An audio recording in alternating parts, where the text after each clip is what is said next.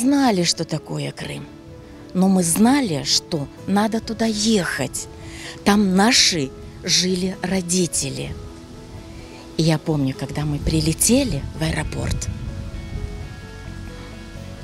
отец на колени встал и целовал крымскую землю.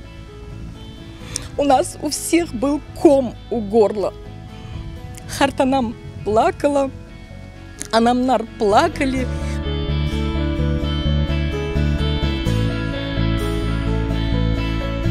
Было очень сложно, были тяжелые годы.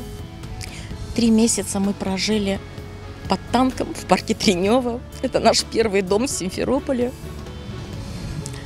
Родителей уводили, приводили. Полуголодные, полухолодные. Ночью на нас выпадала роса, но мы жили.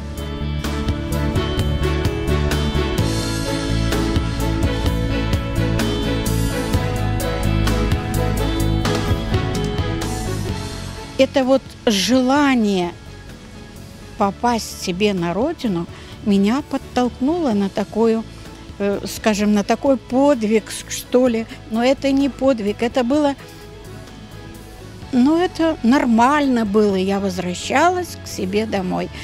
А финансов у нас как таковых да не было.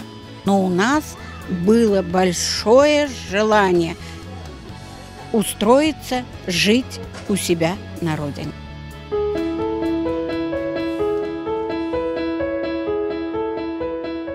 Это было все праздник, праздник, праздник.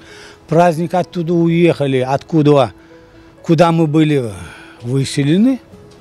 Это первый праздник. Я на родной земле. И мне все дозволено.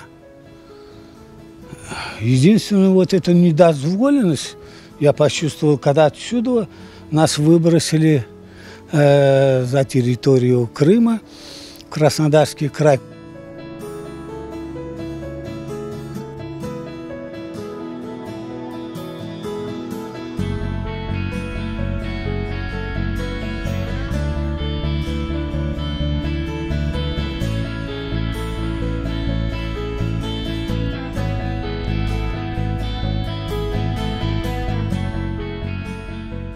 Мен бедава жерден 68-де мында көчүп келгенім жоқ.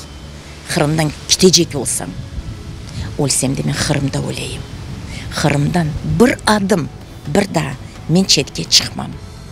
Қартлығым да мында. Яшайышым да мында. Балаларым да мында. Торынларым да мында. Мындан енді шықмаға бізге жер жоқ. Қырым bizimki. Bizler de Қырымны балаларымыз.